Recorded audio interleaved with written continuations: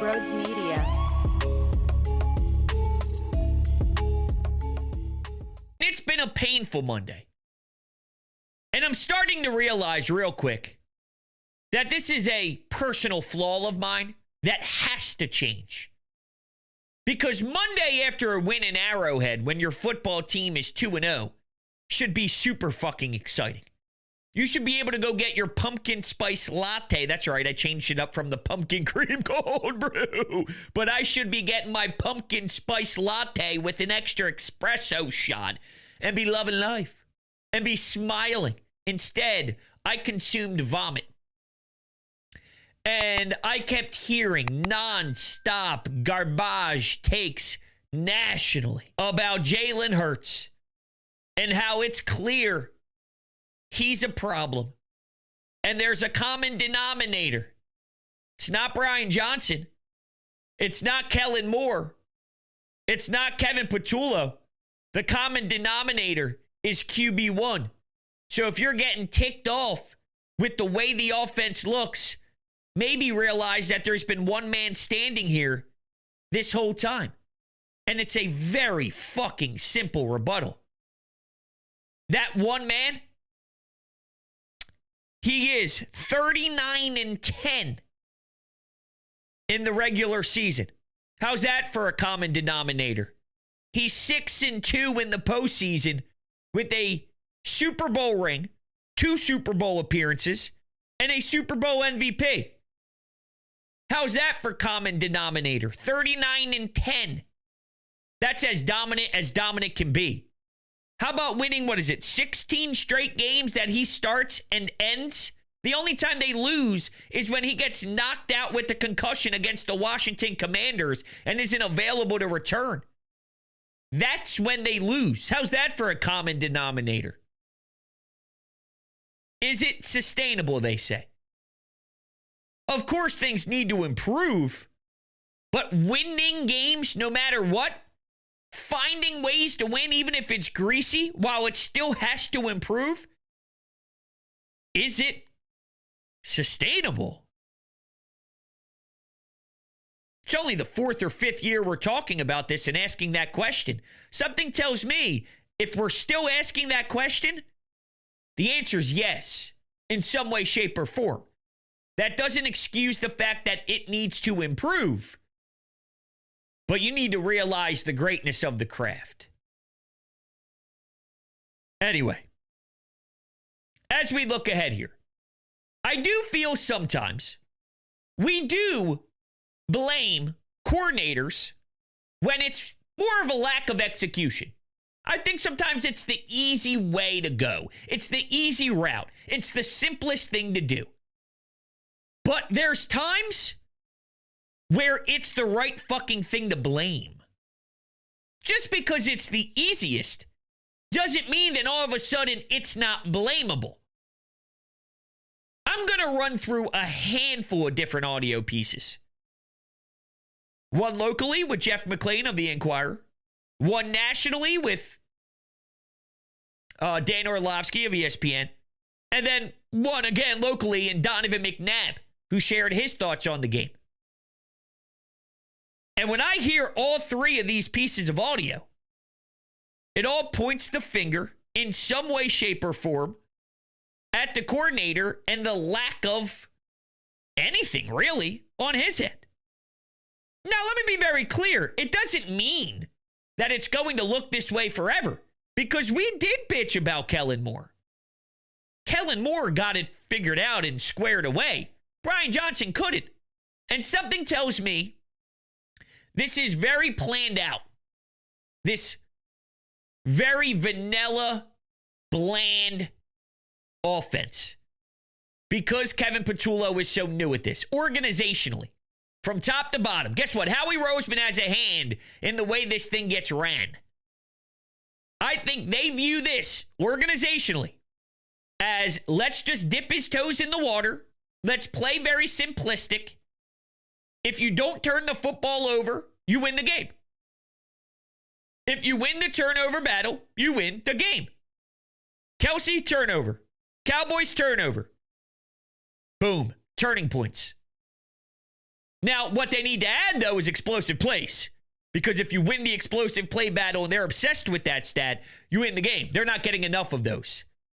But maybe they're just trying to weirdly get him set. And what would bother me about that is there's no room for that when you're trying to look at a window the way the Eagles are set up currently. But this could be Howie Roseman's view. Window. Do you see how scary this defense is? Let me run through the list. Jalen Carter, Quinyon Mitchell, Jordan Davis, Nolan Smith, Cooper DeJean, Jahad Campbell. Did I say Makuba? I don't know.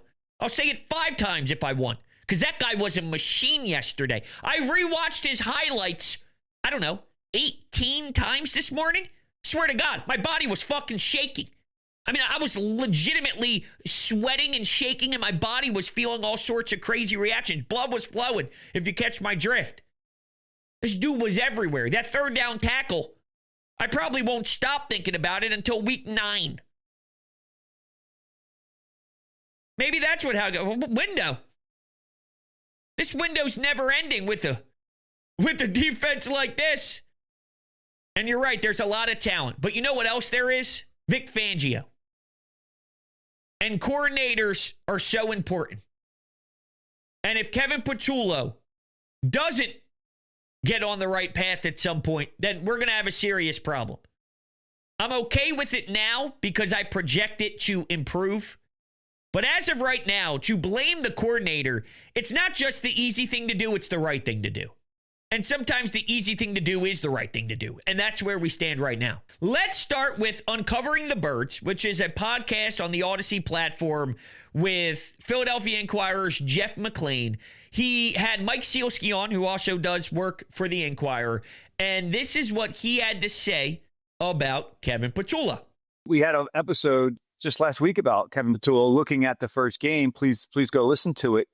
And, one player said to me, a lot of times around here, it's been just roll the ball out and let our talent, and I'm paraphrasing here, let our talent win with that way. And the player was like, with so many of the same players returning and defenses obviously spending a lot of time to try and knock off the Super Bowl champions, that they're going to have to scheme things. They're just going to have a more dynamic offense to scheme things open for their guys.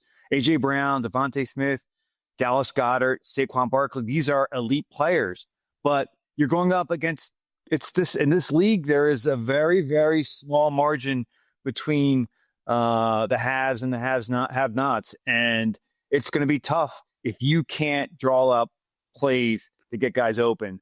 And when you look at, I just went through the film just now on the flight home, there's something wrong with the play design on some of these plays. All right, so not shocking that there are plenty of problems with these designs. You can see that and feel that when Jalen's in the pocket and he's looking through his progressions and there's nothing there. I think there is something structurally wrong. And if they feel, just throw A.J. Brown out there and he'll win because it's A.J. Brown. What are we doing? Here's Dan Orlovsky talking about the lack of creativity with A.J. Brown. Yeah, the pass game right now feels very predictable, and that's very specific to A.J. Brown. 10 times yesterday, 10.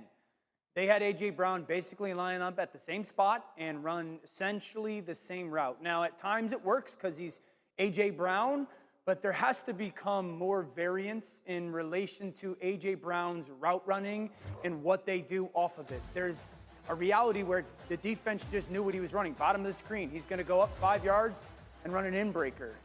You're going to motion him 2 or 3 yards outside the numbers. He goes run up 5 yards and basically sit at an in breaker.